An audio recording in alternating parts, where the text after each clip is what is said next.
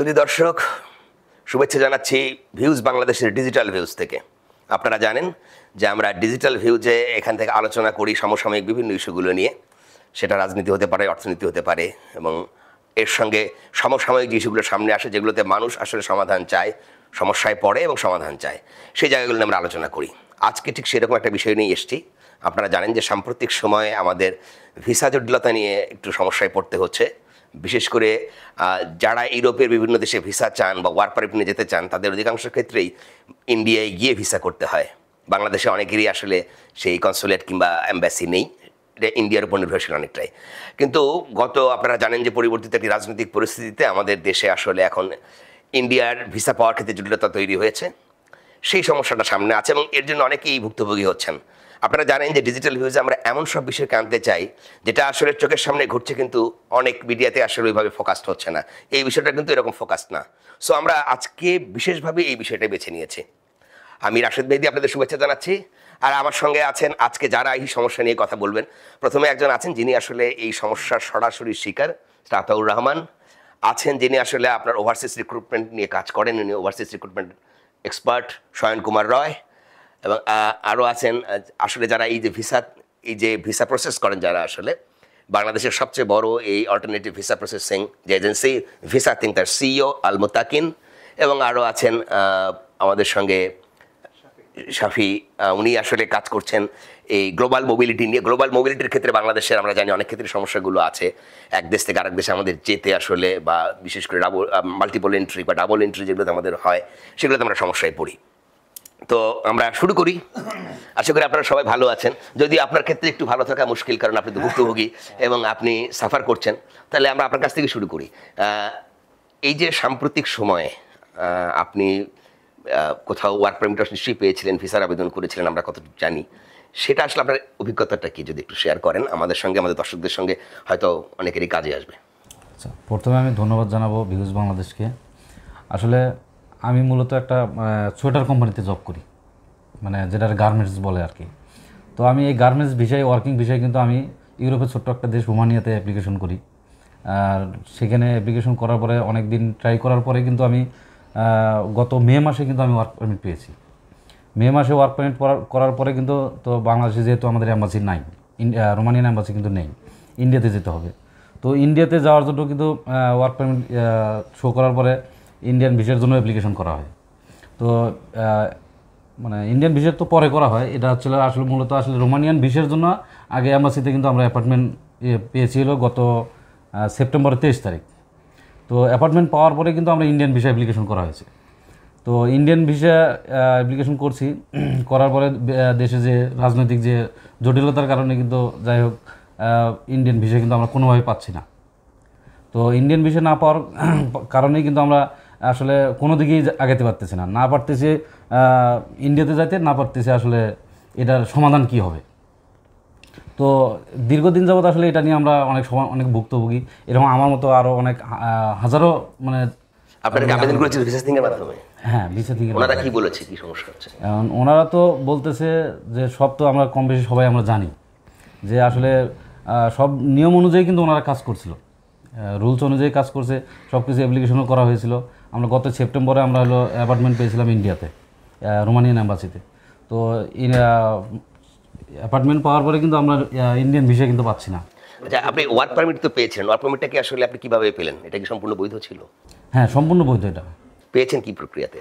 এটা পেয়েছি বলতে, এটা তো আমরা আসলে মূলত এখানে এটা সোশ্যাল মিডিয়ার মাধ্যমে কিন্তু আমরা করছিলাম, অ্যাপ্লিকেশন করছিলাম ওখানে একটা কোম্পানির মাধ্যমেই। তো কোম্পানি আমাদেরকে ওয়ার্ক পারমিট দেওয়ার পরে তারপরে আমরা ভিসা থিঙ্কের। কত টাকা পড়লো ওখানে পেতে? এটা আসলে ওখানকার কোম্পানি আমাদের করছে, এটা মানে আপনাদের টাকা লাগে নাই? না, আমাদের কোম্পানি আমাদেরকে করছে, রিক্রুট করছে, মানে আপনাদেরকে ও রিক্রুট করে ওয়ার্ক পারমিট পাঠিয়েছে। হ্যাঁ, তাহলে আপনার ব্যক্তিগত কোনো টাকা খরচ না, ওখানে আমাদের কোনো টাকা পয়সা খরচ করতে হয়নি। তো বাংলাদেশে আমাদেরকে মনে করেন যে ইন্ডিয়ান ভিসা, তারপরে আরও যে আদার্স কিছু থাকে, এগুলোতে আমাদের কিছু খরচপাতি হচ্ছে আর কি, অনেক সময় লস হচ্ছে।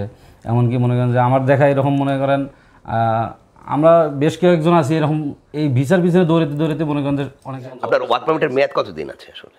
এটা আমার ওয়ার্ক পারমিটের মেয়াদ হচ্ছে হলো 1 বছর, অলরেডি 6 মাস চলে গেছে আমার এটা। আর 6 মাস গেলে আসলে এটার কাজে আসবে না। এখন আমরা আশা করব যে 6 মাসের মধ্যে আমাদের এই পরিস্থিতির উন্নতি হবে, ইন্ডিয়ার ভিসা হবে এবং আমরা যাব, এবং আমাদের এই আজকের আলোচনা থেকে হয়তো কর্তৃপক্ষ কিছুটা হলেও উদ্যোগ নেবেন যে একটা ডিপ্লোম্যাটিক চ্যানেল এই সমস্যার সমাধান করার জন্য। আরও আলোচকরা আছেন, আলোচনা করবেন। তার আগে একটু আপনার কাছে আসি, শয়ন কুমার রয়, আপনি তো বিশেষ করে ওভারসিজ রিক্রুটমেন্ট এক্সপার্ট, আপনি বিষয়গুলো নিয়ে কাজ করেন। উনি যেটা বললেন, ইজ ভেরি লাকি যে আসলে উনি তার যে কোম্পানি নিয়োগ করতে তার মাধ্যমে যে আসলে রিক্রুটিং কোম্পানি তার মাধ্যমে ওয়ার্ক পারমিট পেয়েছেন, দ্যাট ইজ ফাইন। কিন্তু আপনিও গত এই যে একটি প্রসঙ্গে এই কারণেই আসছি যে ওয়ার্ক পারমিট নিয়ে একটা বক্তব্য আছে যে গত জুন মাসে আপনি জানেন যে ভিএফএসের সামনে কিছু আন্দোলন হয়, যারা আসলে ইউরোপিয়ান কিছু যে মানে ভিসা প্রসেস করে, যারা একটা ভিএফএস একটা গ্লোবাল একটা কোম্পানি আছে, এবং সেখানে যারা ভুক্তভোগী ছিল তাদের একটা কিন্তু অভিযোগ ছিল, আপনি জানেন নিশ্চয়ই, যে আবেদন করার পরে 3 মাসের মধ্যে ভিসা দেওয়ার কথা, কিন্তু 6 মাসেও দেয় না। কোনো কোনো ক্ষেত্রে 1-2 বছর চলে যাচ্ছে, 2.5 বছর যাচ্ছে, এবং পাসপোর্টটিও ফেরত দেওয়া হয় না। সেই ক্ষেত্রে আমরা তখন কিন্তু আমাদের সাংবাদিকদের পক্ষ থেকে আমরা ইতালিয়ান দূতাবাসের সঙ্গে যোগাযোগ করি, ঢাকায় যারা ঢাকাস্থ যে অ্যাম্বাসিটা আছে, এবং সেখানকার যিনি অ্যাম্বাসাডার আছেন তিনি আমাদেরকে বললেন যে ওয়ার্ক পারমিটগুলো বাংলাদেশ থেকে আসে তার অনেকগুলো আসলে জাল, তারা এর আগে প্রমাণ পেয়েছেন, যে কারণে তারা খুব সতর্কতার সঙ্গে এগুলো যাচাই বাছাই করেন। সেটা করতে গিয়ে দেরি হয়। আবার ওটা যখন তারা করে কোনোটা জাল পান, সেটা তখন তারা তাদের দায়িত্ব অনুযায়ী বাংলাদেশের আইন শৃঙ্খলা বাহিনীকেও জানান, সেখানে আরও জটিলতা হয় পাসপোর্টটা ফেরত পেতে। আসলে আপনার কি মনে হয় যে ওয়ার্ক পারমিটগুলো আমরা পাচ্ছি, উনি যেমন পেয়েছেন, ওনারটা উনি বৈধভাবে পেয়েছেন, উনি নিশ্চিত হয়েছেন, কিন্তু বাংলাদেশে যে ওয়ার্ক পারমিটগুলো পাওয়া যায় সেটা আসলে কতটা মানে সত্যি কি এরকম জাল থাকে, যে কারণে আসলে আমাদের এই প্রবলেমগুলো তৈরি হচ্ছে? আপনি তো নিজেও ওখানে ছিলেন, আমি যতদূর জানি যে আন্দোলনে আপনি ছিলেন। এখন এই সেক্টরটা অনেকেই আছে ভালোভাবে কাজ করতেছে, আবার অনেকেই আছে মানুষের ক্ষতি করতেছে। মূলত আমরা যারা জেনুইন ওয়ার্ক পারমিট আনতেছি জেনুইন কোম্পানি থেকে, আমরা কিছু কিছু জিনিস ফেস করতেছি, কিছু কিছু ঝামেলা ফেস করতেছি। ঝামেলাটার মধ্যে আমি বলি যেটা মেইন অবস্ট্রাগলটা, আমাদের এই মার্কেট বাংলাদেশিদের শ্রম মার্কেটটা, এই জনশক্তিটা যাতে বিদেশের বিভিন্ন দেশে যাতে ছড়ায় পড়তে পারে ভালোভাবে, আমরা মার্কেটগুলো যাতে দখল করতে পারি, এই দখল করার ক্ষেত্রে কয়েকটা আমাদের আমলাতান্ত্রিক সমস্যা আছে। যেমন প্রথমে আমি একটা আমলাতান্ত্রিক সমস্যার কথা বলবো। প্রবাসী কর্মসংস্থান এবং অভিবাসী ব্যবস্থাপনা আইন 2017-র 6-এর ক ধারা এবং খ ধারা, এটা এই বিধিমালা অনুযায়ী যখন কোনো বিদেশি কোম্পানি বাংলাদেশ থেকে লোক হায়ার করতে চায়, তখন কিন্তু ওই কোম্পানিকে ওই দেশে অবস্থিত বাংলাদেশের অ্যাম্বাসির সঙ্গে যোগাযোগ করতে হয় এবং তাদের কাছ থেকে অনুমতি নিতে হয় যে আমি তোমাদের দেশ থেকে কর্মী আনতে চাচ্ছি, তোমরা আমাকে অনুমতি প্রদান করো। এই অ্যাপ্লিকেশনটা যখন ওই কোম্পানির মালিক বাংলাদেশ অ্যাম্বাসিকে দেয়, আফটার দেন ওখানকার ওই অ্যাম্বাসির তরফ থেকে একটা শ্রমিক শাখা আছে, তারা করে কি, তারা ওই কোম্পানি ভিজিটে যায়। কোম্পানি ভিজিটে যাওয়ার পরে যদি সব কিছু ওকে দেখে, তারপরে তারা অনুমোদনটা দেয় কর্মী আনার। তো এখন এটা হচ্ছে একটা কমপ্লেক্স সিস্টেমটা এটা এই কারণেই বললাম, যখন কোনো বিদেশি কোম্পানি, সেটা বুলগেরিয়ান কোম্পানি হতে পারে, রোমানিয়ান কোম্পানি হতে পারে, বা ক্রোয়েশিয়ান কোম্পানি হতে পারে, বা যে কোনো দেশের, তারা যখন ইন্ডিয়া থেকে লোক নিচ্ছে, তখন কিন্তু তাদেরকে ওই কোম্পানির মালিকদের ইন্ডিয়ান দূতাবাসে দৌড়াতে হচ্ছে না। এরপর কেউ যদি নেপাল থেকে লোক নেয়, ওই কোম্পানির মালিকদেরকে কিন্তু নেপালের দূতাবাসে যেতে হচ্ছে না।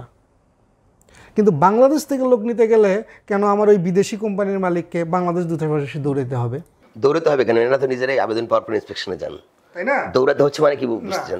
মানে ওনাকে আসতে হয়, বা মানে এরকম হতে পারে যে আসলে যখন তারা আবেদন করেন, আবেদনটা তো ঠিক মতো সময় মতো তারা আনসার করেন না। আমি বলি এটা আসলে একটা কমপ্লেক্স, এটা একটা বাস্তবতা বিবর্জিত আইন। কেন আমি বলবো বাস্তবতা বিবর্জিত আইন? ধরেন রোমানিয়া, বাংলাদেশের যে অ্যাম্বাসি আছে রোমানিয়াতে, বুকারেস্টে, ওখানে ধরেন 300টা রোমানিয়ান কোম্পানি বাংলাদেশ থেকে লোক হায়ার করার জন্য অনুমোদন পত্র ওখানে সাবমিট করলো। এখন 300টা কোম্পানি ভিজিট করা, ওখানে আমাদের যে শ্রম উইংয়ের যিনি অফিসার আছেন তার পক্ষে তো সম্ভব না। 300টা কোম্পানি ফিজিক্যালি ভিজিট করা কি সম্ভব? এটা কিন্তু সম্ভব না। তিনি যদি প্রতিদিন একটা করে কোম্পানিও যদি ভিজিট করেন, এবং সেই কোম্পানিগুলোতে এমন না যে এক শহরের মধ্যে সবগুলো অবস্থিত, এগুলো হচ্ছে বিভিন্ন বিভিন্ন দূরবর্তী শহরে অবস্থিত। এটা তো বাস্তবতা বিবর্জিত। এই কারণে আপনি একটা দেখবেন যে কত সালে জানি, এই যে কয়েক বছর আগে একটা ঘটনা, মালয়েশিয়ার বাজারে কিন্তু একবার কিন্তু এরকম ঘটনা ঘটছিল। প্রচুর পরিমাণের লোক আপনার ইন্ডিয়ান, শ্রীলঙ্কান ঢুকে গেছে, কিন্তু বাংলাদেশি ঢুকতেই পারেনি। না, কিন্তু এখানে একটা প্রশ্ন তো আসে, ধরেন রোমানিয়ার একটা কোম্পানি হয়তো তারা আপনার চাচ্ছে, বাংলাদেশ থেকে জনশক্তি চাচ্ছে, কিন্তু ওই কোম্পানিটা আসলে যথাযথ কোম্পানি কিনা, তারা আসলে বিপদে ফেলবে কিনা, এইটাকে আপনি নিশ্চিত করে দেবেন? নিশ্চিত হব, এটা জাস্টিফিকেশন করবে ওই দেশে, রোমানিয়াতে, বা ওই রোমানিয়াতে তো সরকারি অথরিটি আছে। তারা যখন ওয়ার্ক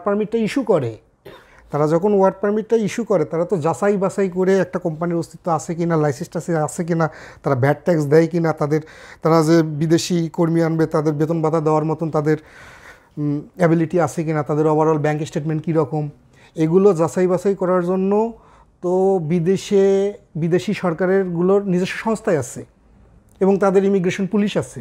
তারা ওগুলো যাচাই বাছাই করার পরে তো তারা ওয়ার্ক পারমিট ইস্যু করে, তাই না? তাহলে ওই দেশের সরকার, যে ওই দেশের যে ইমিগ্রেশন পুলিশ বলেন বা এই যে এগুলো জাস্টিফিকেশন করার যে যাচাই বাছাই করার যে সংস্থা আছে, তাদের তো বিশাল একটা লোকবল আছে, শত শত পার্সন আছে ওদের দেশের গভর্নমেন্টের, তাই না? এখন তারা এতগুলো লোকবল নিয়েও তারা অনেক সময় ওয়ার্ক পারমিট ইস্যুর ক্ষেত্রে, যাচাই বাছাই করার ক্ষেত্রে তারা হিমশিম খায়।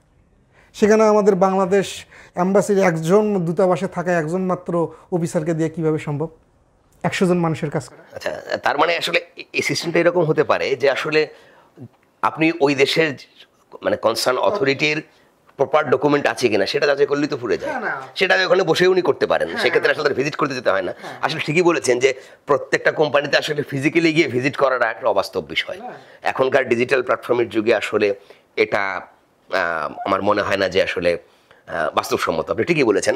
আমরা এই প্রসঙ্গে, আচ্ছা আপনি কি আরো একটু যোগ করতে চাচ্ছেন? হ্যাঁ, যোগ করতে চাচ্ছিলাম, সেটা হচ্ছে যে যেহেতু ওদের দেশের গভর্নমেন্ট এটা যাচাই বাছাই করার পরে ওয়ার্ক পারমিটটা ইস্যু করতেছে, এখন কোম্পানি নিয়ে যদি কোনো কমপ্লেন থাকে তো সেক্ষেত্রে একটা কাজ করতে পারে আমাদের বাংলাদেশ সরকার, ওদের দেশের সরকারের সঙ্গে বসতে পারে, বসে বলতে যে তুমি যদি আমাদের দেশের ওয়ার্কারদেরকে, নাগরিকদেরকে তুমি যদি পারমিট দাও, একটু ডিপলি যাচাই বাছাই করে দিও, যাতে কোনো কমপ্লেন না আসে। সেটা গভর্নমেন্ট টু গভর্নমেন্ট চ্যানেলে আলোচনার মাধ্যমে কিন্তু এটা সমাধান করা যায়। সেটার জন্য একটা নতুন আমলাতান্ত্রিক একটা আইন কানুন প্যাচ সেখানে সেট আপ করে জিনিসটাকে আরও কঠিন করে তোলাটা ডিফিকাল্ট। ডেফিনেটলি ঠিকই বলেছেন। একটা বিষয় আমরা দেখতে পাচ্ছি, আমি একটু এখন বাম দিক থেকে একটু ডান দিকে ঘুরে ফুরি, কারণ এখানেও আরও দুজন আছেন যারা আসলে তারাও নিজেরা বিশেষজ্ঞ এবং দীর্ঘদিন কাজ করছেন। উনি একটা কথা বলছিলেন, মিস্টার শয়ন কুমার রয়, যে দেখেন যে যেখানে আসলে অন্য দেশ খুব সহজ করছে পদ্ধতিগুলো, বাংলাদেশের অনেকটা জটিল করে ফেলছে।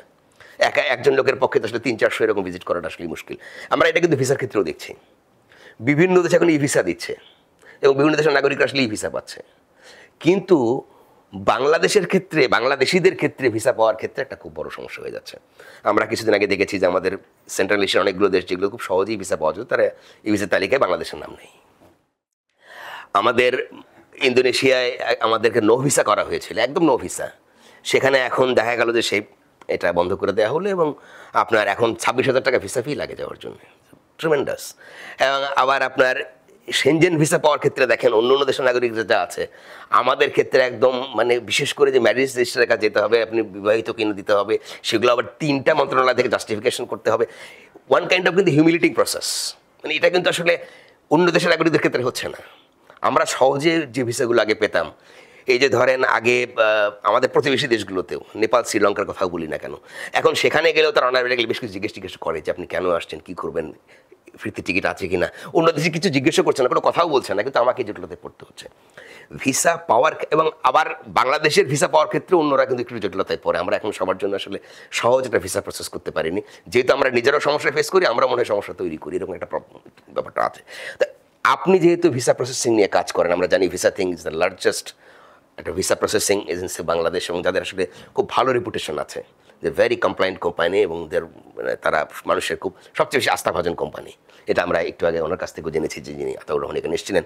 তো আপনি ভিসা থিং এর সিইও, তো আমি মিস্টার আল মোত্তাকিন আপনার কাছে একটু জানতে চাই যে আসলে এই যে ভিসা, এবং আমরা এটাও বলে রাখি যে আসলে আমাদের এখন আমরা দেখছি যে আমাদের পাসপোর্টের ক্ষেত্রেও হ্যানলি অ্যান্ড পার্টনার্সের যে রিপোর্ট, আমরা 8ম দুর্বল সংস্থানে আছি। এটা আসলে আপনি কি মনে করেন, যেখানে সমস্যাটা আসলে অ্যাকচুয়ালি কি এবং সমাধানটা কি হতে পারে? আসলে সমস্যা যে এত বেশি আপনাকে আমি শর্টে শেষ করতে পারবো না, কারণ সমস্যা দেখছি কেরিয়ার 10 বছর যাবৎ, কেরিয়ারের 10 বছরই আসলে শুধু সমস্যাই ফেস করেছি, কারণ স্টার্টিং সমস্যা থেকে হয়েছিল। আমি যদি স্টার্ট করি, আসলে আমাদের বড় সমস্যার জায়গাটাই যদি চিন্তা করেন, বাংলাদেশে অ্যাম্বাসি ওয়ার্ল্ডের কান্ট্রিগুলোর 4 ভাগের 1 ভাগ, তার মানে 3 ভাগ থেকে আমরা বঞ্চিতই। তার মানে বঞ্চিত শব্দের অর্থই চ্যালেঞ্জ, প্রবলেম। তার মানে অ্যাম্বাসি নাই, ডিপ্লোম্যাটিক মিশন নাই, তো প্রবলেম তো অন্যগুলা ইজ বিগ, দাঁড়াবেই। আমি আমার কেরিয়ার দিয়ে যদি আপনাকে স্টার্ট করি, আমরা প্রথম যখন ভিজিটিংয়ের সাথে আমার কেরিয়ার স্টার্ট হয়, তখনই এসে দেখি যে আসলে সবচেয়ে বড় মানুষের এই সেক্টরের প্রবলেম কি। তখনই আমরা অ্যাড্রেস করি বাংলাদেশে যেসব অ্যাম্বাসি নাই, এবং সেটা 2015 সালে। এবং তখনই আমরা বিভিন্ন এটাকে, এই প্রবলেমটাকে অ্যাড্রেস করে যে এটাকে কীভাবে সলভ করা যায় মানুষের। কারণ শুধু তো এমপ্লয়মেন্ট ক্যাটাগরি নয়, business, training, conference, meeting, student, employment, অনেক ক্যাটাগরির মানুষই এইসব দেশের সাথে কানেক্টিভ, অ্যাক্টিভিটি কানেক্টিভ। তো এই প্রবলেমটাই সলভ করি কীভাবে, এইখান থেকে আসলে আমাদের প্রথম যাত্রা, এই প্রবলেম সলভকে অ্যাড্রেস করেই প্রথম যাত্রায় ভিসা জটিলতাকে কীভাবে ওভারকাম করা যায়। সেখানে আমরা আসলে সেই 2015-16 সালে আমি যদি একটা চিত্র বলি আপনাকে, আমরা স্টার্টিং করলাম সার্বিক কমিউনিকেশন করে সব ডিপ্লোম্যাটিক মিশনগুলোর সাথে। আমরা প্রায় 70 কান্ট্রিজের ভিসা অথরাইজেশন দিয়ে সাবমিশন করতাম। তার মানে একটা বিজনেসম্যানের কিন্তু ইন্ডিয়াতে গিয়ে সাবমিশন করা, একটা থার্ড কান্ট্রিতে কিন্তু আরেকটা প্রসেস, একটা কান্ট্রিতে ভিসার জন্য যেতে গেলে আরেকটা কান্ট্রির ভিসা একটা প্ল্যান করতে হয়, এটা একটা প্রবলেম। আবার এত সময় থাকা, এটা কিন্তু একটা গভর্নমেন্টের যারা কাজ করে, যারা বিজনেসম্যান, তাদের কিন্তু এতদিন থাকা ইজ বিগ প্রবলেম। ডেফিনেটলি কস্টিংও তো একটা ব্যাপার, কারণ কস্টিংও তো, সে যখন যাবে তাকে যেতে আসতে হবে, তার একটা কস্টিং আছে, ভিসা করার জন্য কস্টিং আছে। এটাকে অ্যাড্রেস করে, এবং এটার সলিউশন কিন্তু এই প্রবলেমটার কিন্তু অ্যাড্রেস করে এটা প্রবলেম সলভ করে আসছি এত বছর। ঠিক 2024 পর্যন্ত আস্তে আস্তে আস্তে আস্তে দেখা যায় আমরা অথরাইজেশন দিয়ে সাবমিশন করতে পারি এখন 27 কান্ট্রি। তার মানে আমার 70 কান্ট্রির অপরচুনিটি যেটা বাংলাদেশিদের এই প্রবলেম সলভ করতে পারতাম, সেটাতে বর্তমান সময়ে বিভিন্ন পরিক্রমায় আমরা আসলে 27 এসে ঠেকেছি। অতগুলো এখন দেশ বাদ হয়ে গেছে। তার মানে আমরা এই জায়গাগুলোতে কি করেছি, আমরা এই জায়গাগুলোতে আসলে নানান প্রবলেমের কারণে জটিল হয়ে গেছে, এবং বাংলাদেশি বিধায় আসলে এই জটিলতাগুলো দেখাই দিছে। সো এইটা যেমন একটা উল্লেখযোগ্য প্রবলেম। ই ভিসা, আপনি যেটা বললেন, ই ভিসা রিলেটেড অনেক কান্ট্রি বাংলাদেশি ই ভিসা থেকে উঠেই দিছে।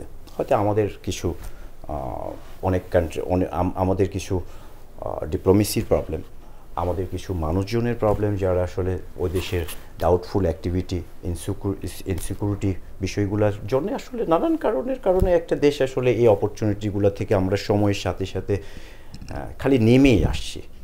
আমার কেরিয়ারের পুরো জার্নি দেখছি এটা কখনোই ইনক্রিজ করেনি, শুধু সেখান থেকে শুধু নামছে। অনেক পদক্ষেপ নেওয়া হয়েছে, কিছু এমবাসি এমন কিছু পদক্ষেপও আমরা দেখেছি যে ব্যাকলগকে কাভার করার জন্য দিল্লি থেকে বাংলাদেশে এসেও ব্যাকলগ ক্লিয়ার করছে।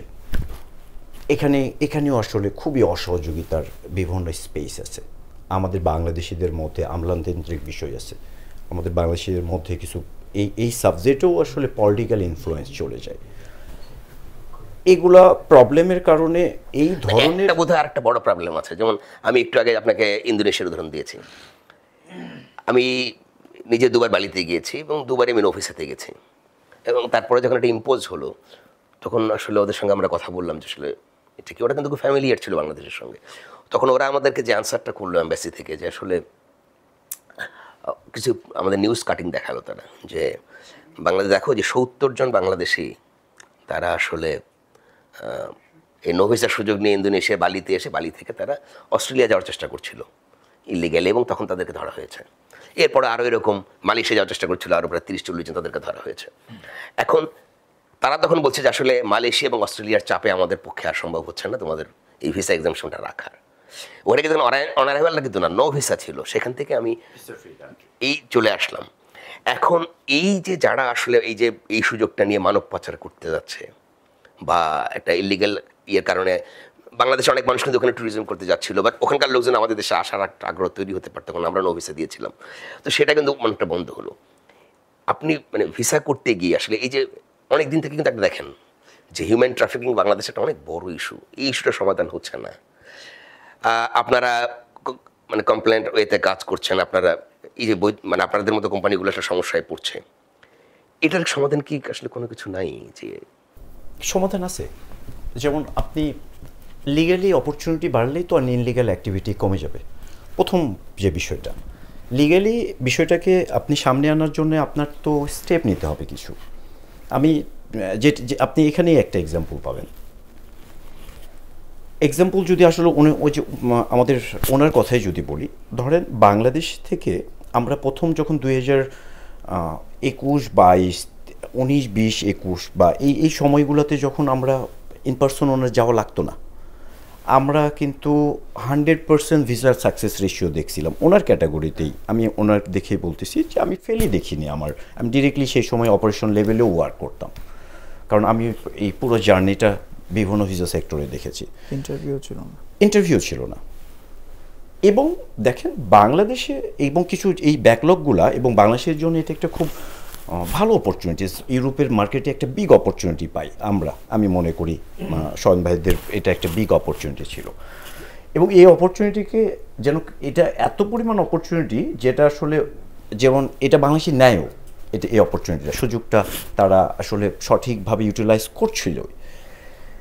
ব্যাকলগ যখন এগুলো জমতে থাকে, অ্যাম্বাসির একটা পরিসীমা থাকে, তারা কিন্তু 2022-এ যদি আমি একটা আপনাকে স্টোরি বলি, 2022-এ রোমানিয়া অ্যাম্বাসি থেকে বা বিভিন্ন দেশ থেকে তারা একটা টিমকে বাংলাদেশে পাঠালো, যেন বাংলাদেশে যতগুলো এমপ্লয়মেন্ট সেক্টরে যত প্রবলেম আছে বা যত ব্যাকলগ কেসগুলো আছে এগুলো তুরন্ত সমাধান করে। ওনারা বাংলাদেশে এসে প্রথম 2022-এ কিন্তু ভিজিটিংয়ের সাথে একটা কানেক্টিং পেলো, এবং তারা কিন্তু যারা আসছিল তারা কিন্তু ভিজিটিং টিমকে, আমাদের টিমকে তারা কানেক্ট করলো, কারণ একটা প্রপার প্রসেস বিল্ডিংয়ের জন্য এবং হেল্পিং এই প্রসেস সিস্টেমটাকে বিল্ড করার জন্য। 2 মাস 10 দিন তারা ছিল, যত ব্যাকলগ ছিল জিরো করে সাকসেসফুল একটা প্রোগ্রাম করে তারা ব্যাক করে। ঠিক এইটা একটা সাকসেসফুল জিনিস। এখন আপনি আসেন তো 2023-এ এই সাকসেসের রেশিও ধরে আবার আসছে। এটা একটা কারণ সাকসেসফুল ঘটনা ছিল এবং আমাদের জন্য খুবই হেল্পফুল ছিল, উপকারী ছিল, আমরা পেয়েওছি। 2023-এ আসার পরে আমাদের তো ওখানে যাওয়ার সুযোগ থাকলো না, বিকজ কিছু আমলাতান্ত্রিক বিষয় কানেক্ট হয়ে গেল, কিছু রাজনৈতিক ইনফ্লুয়েন্স ওখানে হলো। ঠিক 5 দিন তারা অ্যাক্টিভিটি এখানে মেনটেন করে কাউকে কিছু না জানিয়ে উইদাউট কোনো ডিক্লারেশন সব ক্লোজ করে চলে। তার মানে তারপরে কিন্তু আসলো যে ওনার মতো লোকের প্রবলেমের ঘটনাগুলো শুরু হলো। সো আমাদেরও কিছু প্রবলেম আছে আমাদের এই যে হিউম্যান ট্রাফিকিং বিষয়গুলোর সাথে আসলে। তো উনি যদি সঠিকভাবে ওয়ে পায়, উনি কেন এই বালি দিয়ে অস্ট্রেলিয়া যাবে? বা এরকম যে ঝুঁকি নিয়ে যায় ভূমধ্যসাগরে একদম ডিঙ্গি নৌকা করে যাচ্ছে একটা, এখানে অনেকে তো প্রাণহানির ঘটনা ঘটছে, খুব মর্মান্তিক ঘটনা ঘটছে। আমি নিজে অনেকগুলো আমরা যখন রিপোর্টিং করেছি, কাভার করেছি, যে শুনে দেখেছি যে আসলে এই যে দালালদের মাধ্যমে এখান থেকে তারা নিয়ে গিয়ে এবং অনেক টাকা তারা নেয়, নিয়ে তারপরে তাদেরকে সেই আপনার মধ্যপ্রাচ্যের বড় ভূমির মধ্যে খুব কষ্ট করে ভূমধ্যসাগর থেকে ধাক্কা দিয়ে তুলে দেওয়া, এই ঘটনাগুলো ঘটছে। কিন্তু একটা জিনিস, আপনি তো অনেকদিন থেকে ভিসার প্রসেস করছেন, আপনার কি মনে হয় কোন ধরনের মানুষ আসলে এই ভিসাগুলো, ইউরোপের ভিসা চায়, যারা জীবনের ঝুঁকি নিয়েও যেতে চায় আসলে, এবং তারা কি মধ্যবিত্ত, তারা আসলে কোন ধরনের, আমাদের যদি সোশ্যাল স্ট্র্যাটিফিকেশন বলি, সামাজিক স্তরের কথা বলি, কারা আসলে? অ্যাকচুয়ালি মানে এই বিষয়গুলো সবচেয়ে বেশি সন্ধ্যার সাথে যায়, কারণ আমি তো ভিসা সেক্টরে দেখি। তো আমি তো দেখি আসলে মানে ভিসা সেক্টরের চ্যালেঞ্জগুলো এবং যেগুলো আপনি যেটা বললে, আমার কাছে যেটা মনে হয় সঠিক ওয়েটা মানে কনজেস্টেড হয়ে গেছে। সঠিক ওয়েতে যেমন উনি একজন skill person, so skill person বিধায় কিন্তু উনি রোমানিয়াতে এই স্কোপটা পেয়েছে যে একটা কোম্পানির হয়তো ওনার টাকা লাগে না। বাট উনি যদি বাংলাদেশের সবচেয়ে বড় এই কথা বলতে গেলে বড় চলে যায় স্কিল ডেভেলপমেন্টের ল্যাকেজ। আমাদের এখানে বাংলাদেশের একটা ইন্টেনশন, আমি তো সামাজিকভাবে যেভাবে চলাফেরা করে দেখি যে যারা কিছু পারে না তারা চিন্তা করে, বাবা মা চিন্তা করে একটু ইউরোপ যে ছেলেটাকে একটু সেটেল করে। এই চিন্তাধারা হচ্ছে এটা আপনার এই কথার সবচেয়ে বড় চ্যালেঞ্জ পয়েন্ট। কারণ একজন স্কিল না হলে সে তো ওখানে যে তো চ্যালেঞ্জে পড়েই। সো এই যে আনস্কিল লোকজনের প্রবণতা ইউরোপে যাওয়ার বেশি, কিন্তু একটা কোম্পানি তো অ্যাকচুয়ালি ওনাকে রিক্রুট করবে না, কারণ ওনার তো সঠিক লোক দরকার। তো সঠিক লোক তো ওনার মতো স্কিল লোক এগুলো নয়। তারপরে এই লোককে বিদেশ যেতে হলে কি করতে হবে? বালি দিয়ে যেতে হবে। এখানে যেহেতু আপনি সয়নদার কথা বললেন, আমরা সয়নকর রুমের কাছে একটু আসবো। এই আমি সাহেব সাহেবের কিন্তু আসবো, তার আগে ওনার কাছে একটু ঘুরে আসি। সেটা হচ্ছে আমরা একটা জিনিস দেখেছি, উনি যে বললেন যে বিশেষ করে আনস্কিল্ড লেবার আমাদের এখানে যেটা আছে, আমাদের বিএমইটিতে একটা ট্রেনিং হয়। আমরা একবার একটা ইনভেস্টিগেশন করেছিলাম একটা রিপোর্ট করার জন্য। সেখানে দেখলাম যে 3 দিন ট্রেনিং করার পর একদম স্কিল্ড হিসেবে কোনো একটা বিষয়ে সার্টিফিকেট ইস্যু করা হয়েছিল। এবং এটা নিয়ে আমরা একটা জাতীয় দৈনিকে বড় রিপোর্ট হয়েছিল, আমি তখন সমকালে কাজ করতাম, সেখানে একটা রিপোর্ট হয়েছিল। তো আমার প্রশ্ন হচ্ছে যে আসলে বাংলাদেশে আপনার অভিজ্ঞতা কী বলে, আসলে আমরা কি সত্যি সত্যি আসলে স্কিল্ড জেনারেশন বা স্কিল লেবার তৈরি করতে কতটা সমর্থ হচ্ছে, কিংবা আনস্কিল্ড লেবারকে অনেকটা জালিয়াতির মাধ্যমে স্কিল দেখা নিয়ে যাচ্ছি? এই জটিলতাগুলো আসলে কীভাবে দেখছেন? প্রথম কথা হচ্ছে যে আমাদের এখানে স্কিল লেবার, আমাদের এখানে বেকার প্রচুর, আমাদের দেশে বেকার সংখ্যা কিন্তু প্রচুর। এবং এই বেকার কিন্তু কাজের লোক, জেনুইন কাজের লোক কিন্তু পাওয়া যায় না, জেনুইন কাজের লোক সহজে পাওয়া যায় না। আমাদের এখানে বিদেশে ম্যান পাওয়ার সেক্টরের কাজ করতে গেলে, দখল নিতে গেলে দুইটা জিনিস ইম্পর্টেন্ট। একটা যে কোনো একটা সেক্টরে স্কিল হইতে হবে, আর একটা হচ্ছে ল্যাঙ্গুয়েজ স্কিল হইতে হবে, ঠিক আছে?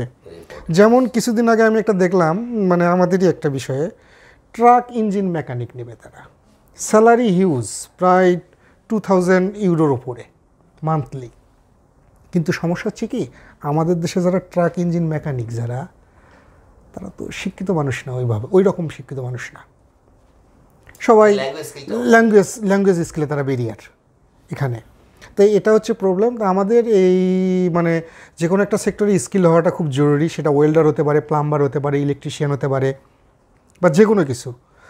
এবং পাশাপাশি ল্যাঙ্গুয়েজটা একটু ডেভেলপ করা উচিত। এবং এক্ষেত্রে আমাদের সরকারকে একটু আগায় আসা উচিত।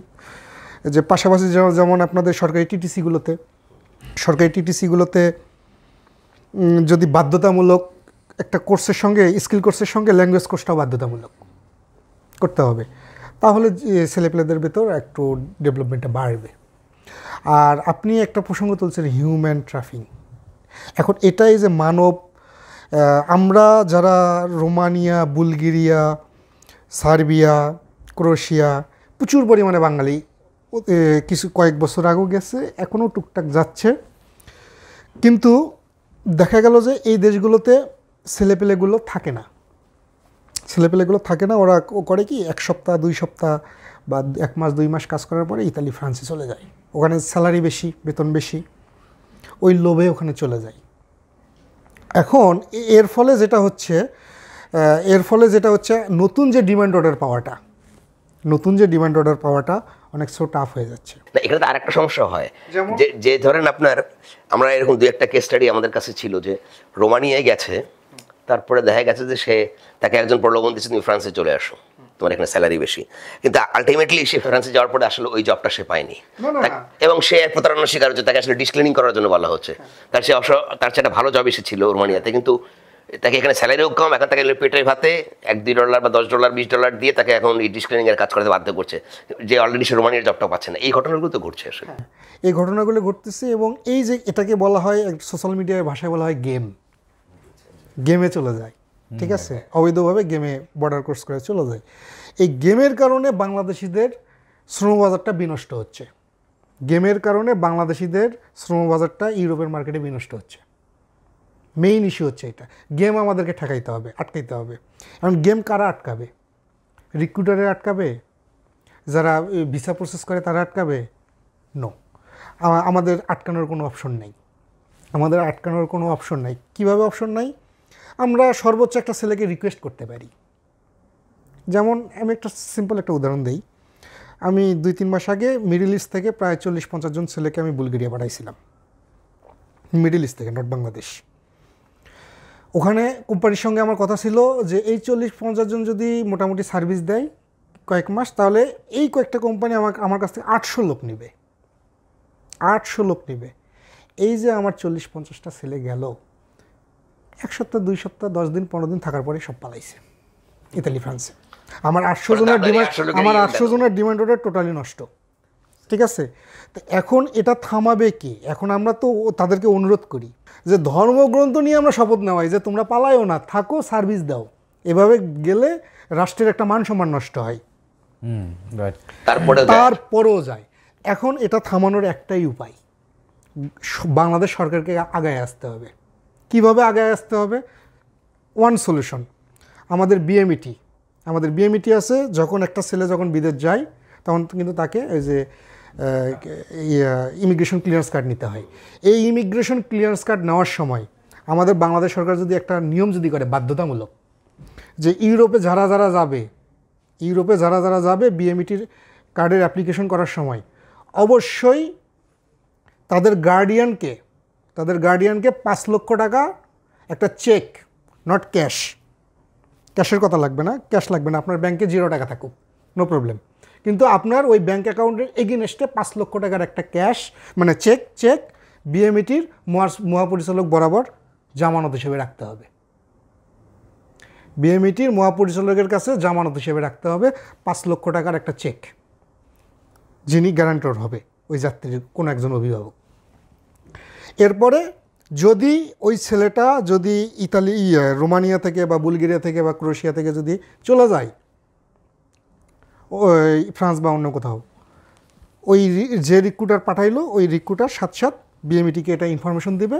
আর বিএমইটিকে যখনই এই ইনফরমেশনটা দিবে তখন ওই যে চেকটা জমা আছে জামানত হিসেবে, তখন বাংলাদেশ সরকার ওই টাকাটা নেওয়ার জন্য বাজেয়াপ্ত করবে, মানে টাকাটা নেওয়ার জন্য সরকারি যেটা আইন আছে উদ্যোগ নেবে।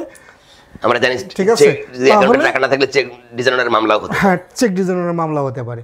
তখন দেখবেন যে একটা ছেলে আর এইভাবে গেম দিয়ে অন্য কোনো দেশে যাইতে পারবে না এবং মার্কেটগুলো আমাদের স্টেবল থাকবে। আমরা একটু শাফি নওয়াজের কাছে আসি। উনি তো আসলে বেসিক্যালি গ্লোবাল মোবিলিটি নিয়ে কাজ করেন, ভিসাথিংয়ের সঙ্গেই আপনি কাজ করছেন। এবং আমরা গ্লোবাল মোবিলিটির ক্ষেত্রে একটা বিষয় কিন্তু দেখলাম, উনি যেটা বললেন, দেখেন আমরা যখন যেখানে যাই, মানে হয়তো একটু দূরে নয় মনে হতে পারে কিন্তু প্রাসঙ্গিক, সেটা হচ্ছে যে আপনি যদি এখন এখান থেকে দুবাই এয়ারপোর্টে যান, সেখানে দেখবেন যে যারা ম্যানেজার লেভেলে আছে, সিকিউরিটি ইনচার্জ আছে, কিংবা যারা আসলে আপনার প্যাসেঞ্জার হ্যান্ডলিং করছে, তারা most of the people from India আর পাকিস্তান আর নেপাল এরকমও আছে। কিন্তু বাংলাদেশি পিপলদেরকে দেখবেন তারা আসলে ক্লিনিংয়ের কাজ করছে, আপনার এরকম বেশ কিছু কাজ করছে যেগুলো আসলে আমাদের ভাষায় অড জব। তার মানে আমরা আসলে আনস্কিল্ড পিপল তৈরি পাঠাচ্ছি, যেই পিপলগুলো আসলে ওই রকম কাজ করা ছাড়া উপায় হচ্ছে না। অথচ অন্য দেশগুলো, আমাদের কাছাকাছি দেশগুলো, তারা আসলে এখন ম্যানেজার তৈরি করছে, আর আমরা সেখানে এখন লেবার মানে আনস্কিল্ড এবং একটা নিম্ন স্তরের লেবার যদি বলতে পারি সেগুলো তৈরি করছি। এবং এই ক্ষেত্রে আসলে আমাদের যেটা হচ্ছে যে আসলে এরা যখন আপনি যখন ধরেন দোহাতে বা দুবাইতে ওরা যখন দেখে যে বাংলাদেশিরা এসে আসলে এই ওয়ার্ক করে, তখন আপনি হয়তো বাংলাদেশের একজন পার্সন যিনি আসলে আরেকটু উপরের লেভেলেই আছেন, কিন্তু যখন আপনি ওখানে পাস করেন ওই দেশে যান, তখন তার দৃষ্টিভঙ্গির একটা এতে পড়ে এবং টোটাল আসলে আমাদেরকে তারা ভিসা দেওয়ার ক্ষেত্রে থেকে শুরু করে ট্রিট করার ক্ষেত্রে থেকে শুরু করে এক ধরনের দৃষ্টিভঙ্গি তৈরি হয়। আসলে কেন বাংলাদেশ এই স্কিল আমাদের প্রতিবেশীরা পারলে আমরা কেন পারছি না? তাহলে আমাদের তো গ্লোবাল মোবিলিটি অনেক বেশি সহজ হতো। আপনার যেহেতু আপনি দীর্ঘদিন কাজ করছেন, আপনার অভিমত কি? এবং এই প্রসঙ্গে আরও নিশ্চয়ই আপনি আমাদেরকে আরও কিছু ইনফরমেশন দিতে পারেন। আসলে মূলত সমস্যাটা তো হচ্ছে মানসিকতায়। প্রথমে ইন্ডিয়ানস বা অন্যান্য নেশনসের ক্ষেত্রে যেটা দেখা যায় যে ওরা পড়াশোনা করে এবং খুব আর্লি ওরা কোনো একটা ক্যারিয়ার নিয়ে ওরা ফোকাস করে, তারপরে হচ্ছে ইন্ডিয়ার বাইরেও কোথায় অপরচুনিটি আছে সেটা তারা দেখে। আর বাংলাদেশের যেটা হয় যে বাংলাদেশে যদি আমার কিছু না হয় তাহলে আমি বাইরে কোনো একটা জায়গায় যাব। হ্যাঁ, তো আমরা এই মানসিকতায় আগাই যে আমি যদি বাংলাদেশে কিছু করে সুবিধা করতে না পারি তাহলে হয়তো আমি মিডল ইস্টে যাব বা আমি ইউরোপ যাব। যেমন আপনি কিছুক্ষণ আগেই ভাইয়াকে একটা প্রশ্ন করছিলেন যে ইউরোপে আসলে কারা যেতে চায়। আমার মনে হয় এই জায়গাতেই সমস্যা যে বাংলাদেশের সবাই ইউরোপ যেতে চায়। হ্যাঁ, এবং এখানে আসলে কনসেপ্টে একটু মানে বাংলাদেশের মানুষকেই আসলে সচেতন হতে হবে, এবং এই সচেতনতা মানে বিল্ড করার জন্য যারা এই গ্লোবাল মোবিলিটি নিয়ে কাজ করে, আমরা আসলে আরও অ্যাওয়ারনেস বিল্ড করার মতো প্রোগ্রাম চাই, যে তার সক্ষমতা অনুযায়ী তাকে একটা ব্যারিয়ার সেট করে দেওয়া। একজন ক্লাস 5 পর্যন্ত পড়ে হয়তো আর পড়াশোনা করার সুযোগ পায় না, এবার সেও কিন্তু মনে মনে ধারণা করে বসে আছে যে আমার কাছে যদি কোনোভাবে যদি আমি 10-12 লাখ টাকা জোগাড় করতে পারি, আমি কিন্তু ইউরোপ যেতে পারবো। বাট তার কাছে আমরা বিগার পিকচারটা, ইউরোপ যাওয়ার পরে কি হবে সেই পিকচার কিন্তু তার কাছে নাই। সে শুধু জানে যে যেতে পারলেই হয়, তারপরে কিছু না কিছু করবই। বাট এই বিগার পিকচারটা যদি আমি তাকে দেখাইতে পারি, তাহলে কিন্তু এই যে পালানোর বিষয়গুলো, হ্যাঁ, যেমন সয়ন্তদা যেটা বললো যে আমরা চেক রাখতে পারি, আমার কাছে কিন্তু এমন ঘটনাও আছে চেক রাখার পরেও পালিয়ে গেছে। না, এখানে আমার একটা প্রশ্ন আছে, একটু কথা বলি। আমরা ব্যক্তিগতভাবে চেক রাখতে পারবো না, ওটা ইফেক্টিভ হবে না। এটা যদি সরকার বা বিএমইটি যদি নিজে রাখে তাহলে সেটা ইফেক্টিভ হবে। Right, right. কিন্তু বিষয় হচ্ছে যে তার চেয়েও আমার মনে হয় যে যদি একটা মানুষ সচেতন হয় যে অ্যাকচুয়ালি মানুষ কেন পালায়, যদি আমি চিন্তা করি তার নিজের ভালো চায় এজন্যই, বাট আলটিমেটলি পালানোর পরে কিন্তু আর ভালোটা হয় না, এবং সে সেটা পরে রিয়ালাইজ করে।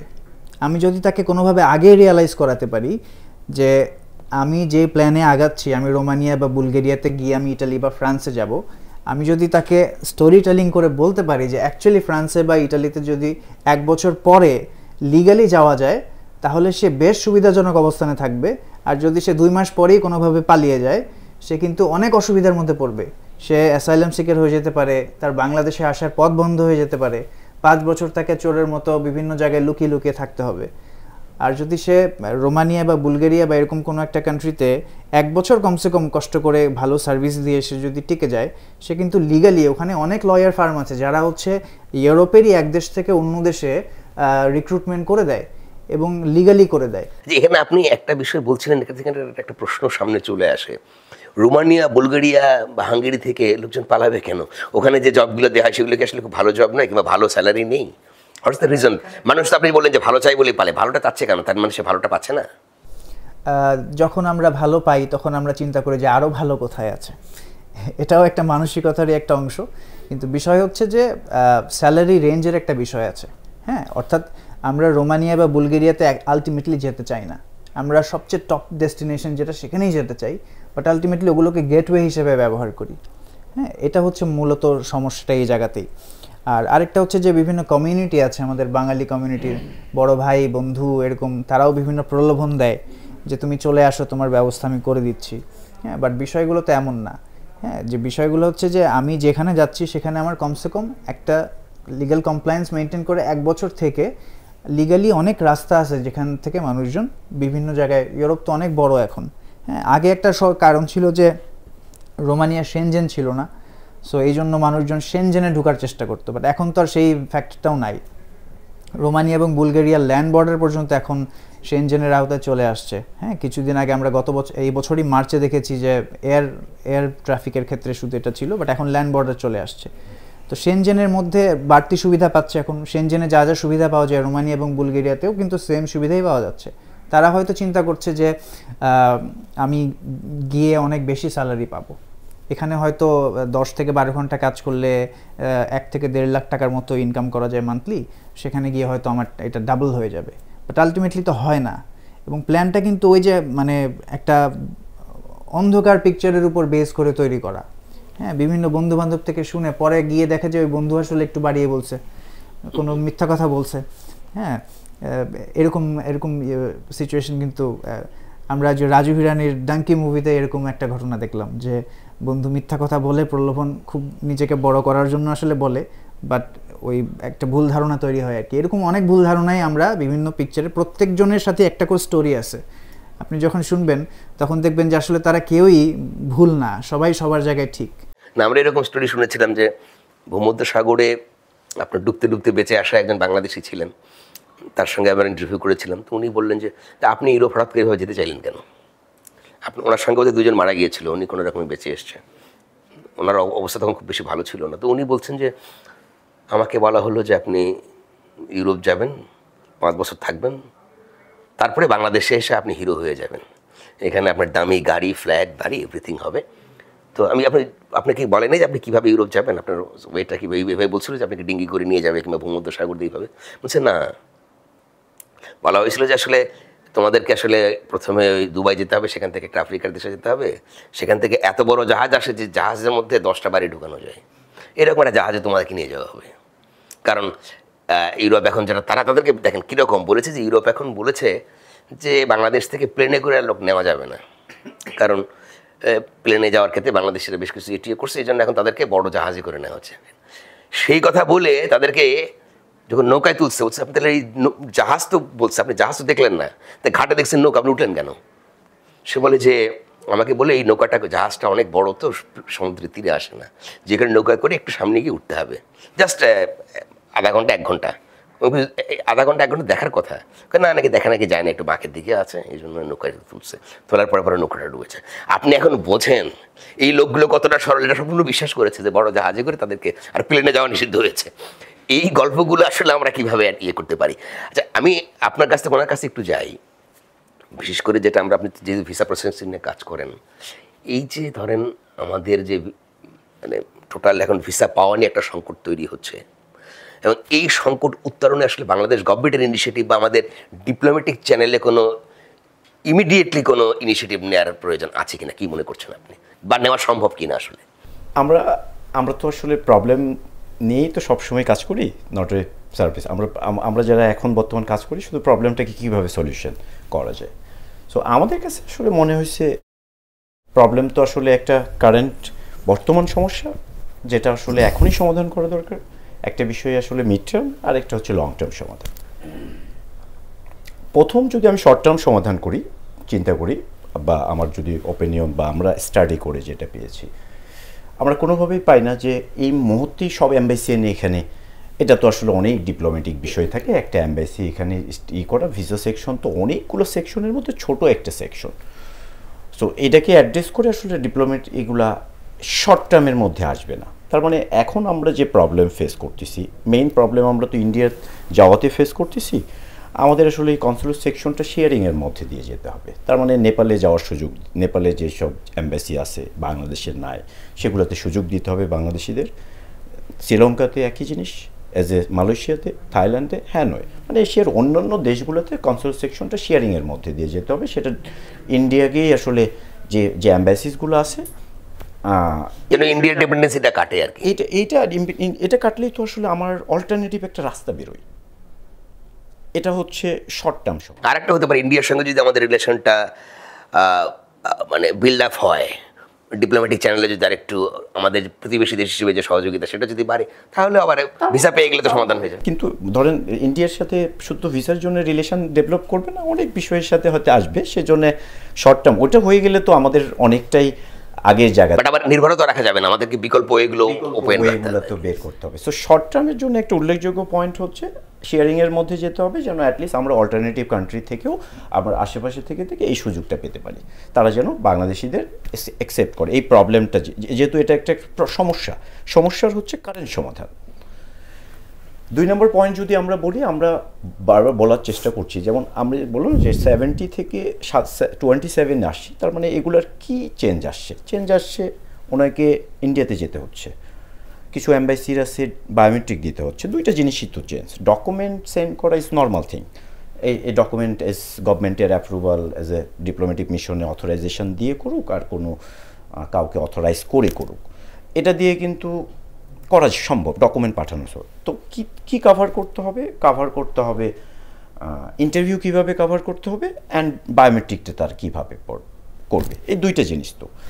সো ধরেন আমি আমাদের কথাই যদি বলি, এই ওয়েবসাইটটা যেভাবে ক্রিয়েট করা, যে কোনো অ্যাম্বাসির এপিআইকে কানেক্ট করে যে বায়োমেট্রিকটাকে ইজিলি ওখান থেকে নিতে পারে। তার মানে আমাদের এখানে একটা সিস্টেম জেনারেট করে গভর্নমেন্ট চাইলে, যে কোনো ডিপ্লোম্যাটিক মিশন চাইলে এখান থেকে আপনার বায়োমেট্রিক বিষয়টা কিন্তু তারা তুলে নিতে পারবে, কিছু সিকিউরিটি প্রোটোকল কাভার করে এপিআই এটা কানেকশন করে দিতে পারে। বাট এখানে যদি এটা করতে যায়, সেক্ষেত্রে আপনি যে ফিঙ্গারটা নিচ্ছেন ওটা তো আপনার কাছে স্টোর হয়ে যাচ্ছে, আসলে এইটা কমপ্লেন্স ইস্যুতে আসবে কিনা, এটাই তো হচ্ছে জাস্ট অ্যাম্বাসির রিকোয়ারমেন্ট থাকবে, সেটা সিকিউরিটি কীভাবে হয়, এটা তো ডিটেলিংয়ের বিষয়। সো ডিটেলিংয়ের বিষয় আরেকটা সেগমেন্ট হচ্ছে লাইক আপনি এখানকার বিষয়টাই দেখেন, একটা সিকিউরিটি মানে মেন দরকার 360 ডিগ্রি ক্যামেরা, একটা সিকিউর জায়গা বা একটা অ্যাম্বাসি চাইলে এরকম জায়গাতে ইন্টারভিউ নিতে পারে। শুধু দরকার অ্যালোগেট করে একটা কাদেরকে এটা দিচ্ছে, তারা এখানে এর মধ্যে এই 360 ক্যামেরা তাদের কিছু রিকোয়ারমেন্ট থাকবে, সেই রিকোয়ারমেন্টের দরকার তাদের দরকার হচ্ছে ইন্টারভিউ। তার মানে দরকার বায়োমেট্রিক, দরকার বা ডকুমেন্টেশন তো তাদের কাছেই থাকবে, অ্যাপয়েন্টমেন্ট প্রসেস তো তাদের কাছেই থাকবে। সো এইটা হচ্ছে যে আমরা মনে করি একটা চিন্তা ভাবনা করলে এটা একটা ইজিলি, যেহেতু এখন প্রযুক্তির যুগ, টেকনোলজির যুগ, একদম মানুষকে সামনাসামনি দেখে কাভার করতে হবে, ইজ নট বায়োমেট্রিক এখান থেকে নিতে হবে, তাও কোনো ম্যাটার করে না। এই সময় আসলে এই ধরনের প্রযুক্তিকে কাজে লাগে মিড টার্ম সমাধান আমরা কাভার করতে পারি, আমার ওপিনিয়ন। থার্ড ওপিনিয়ন হচ্ছে লং টার্ম সমাধান, অ্যাম্বাসি আসতে হবে, ডিপ্লোম্যাটিক মিশনগুলো আসতে হবে। আমরা বঞ্চিত থাকবো কেন? আরও এই একটা ডিপ্লোম্যাটিক মিশনগুলো আসলে তার অনেক অ্যাক্টিভিটি আসে, সো অ্যাক্টিভিটি থেকে আমরা আসলে এটা ওভারকাম চাই, এটা হচ্ছে লং টার্ম। Very nice. আমরা ইমিডিয়েট, তারপরে হচ্ছে মিড টার্ম এবং লং টার্ম বিষয়টা জানলাম। কিন্তু একই সঙ্গে যেটা আমি বলছি যে ধরেন আমাদের এই যে ভিসা দেওয়ার ক্ষেত্রে বাংলাদেশিদের এখন যে হিউমিলিটি প্রসেসগুলো আছে, যেগুলো এই যে আপনার এমন সব পার্সোনাল ডকুমেন্ট চাওয়া হচ্ছে যেগুলো ভিসার জন্য চাওয়ার কথা না, বাট হয়তো বাংলাদেশিরা এমন কিছু প্রসেস করেছে।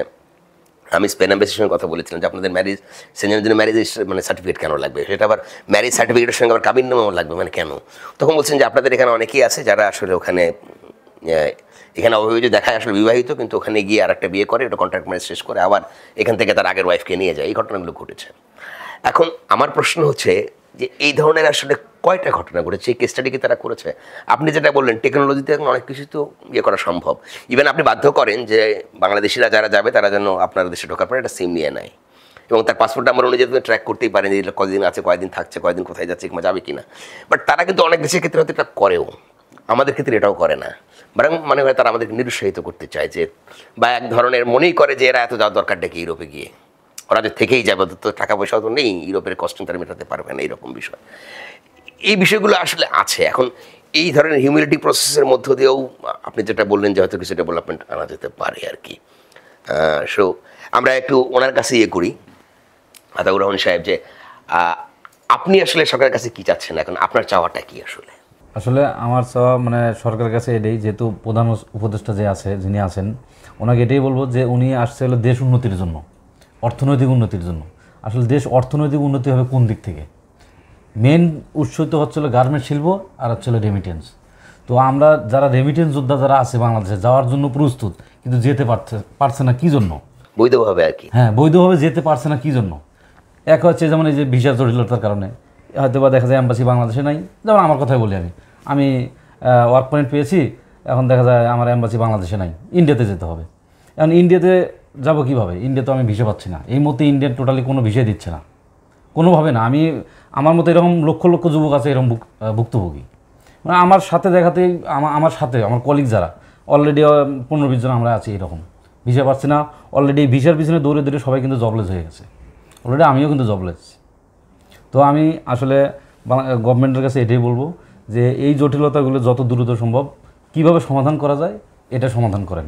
না হলে মনে করেন যে আমার মতো যারা হাজারো যুবক আছে তাদের ফিউচার কী হবে, তাদের ফিউচার কোথায় যায় দাঁড়াবে? আমি মনে করেন যে বাংলাদেশে একটা গার্মেন্টস সেক্টরে জব করতাম, জব করতে করতে মনে করেন যে এখন একটা স্বপ্ন তৈরি করছে যে আমি আমার এই স্কিলটা নিয়ে আমি ইউরোপ যাবো, ইউরোপে যে কাজ করব বা নিজের ফ্যামিলির জন্য করব, আমার দেশের জন্য করব, যে কোনো অর্থনৈতিকভাবেই তো করবো এটা। তো আসলে এইগুলোর পিছনে দৌড়িয়ে কিন্তু আমি এখন বর্তমানে জবলেস। এখন উনি যে স্বপ্নের কথা বললেন, ওনার স্বপ্ন দেখাটা কিন্তু যৌক্তিক। উনি বৈধভাবে ওনার মেধাশ্রম, উনি একটা জায়গায় স্কিলড হয়েছেন, এক্সপিরিয়েন্সড হয়েছেন, তারপরে তার মেধাশ্রম দিয়ে তিনি একটি স্বপ্ন তৈরি করেছেন, সেই স্বপ্নকে ছোঁয়ার জন্য উনি চেষ্টা করেছিলেন। এখন আপনার কি মনে হয় যে আসলে আমাদের বর্তমান যে আমলাতান্ত্রিক কাঠামো আছে, আপনি যেহেতু এই বিষয়ে কাজ করেছেন, এই কাঠামোর মধ্যে বা এই কাঠামোতে যথেষ্ট সংস্কার ছাড়া আসলে তার এই স্বপ্ন ছোঁয়ায় সরকার পাশে দাঁড়ানো সম্ভব? আমাদের যে বর্তমান উপদেষ্টা আছেন, প্রধান উপদেষ্টা ডক্টর ইউনূস সাহেব, ওনার কিন্তু একটা ফেস ভ্যালু আছে ইন্টারন্যাশনাল লেভেলে, হিউজ একটা ফেস ভ্যালু আছে। এখন এই ফেস ভ্যালুটাকে ইউজ করে আমাদের পররাষ্ট্র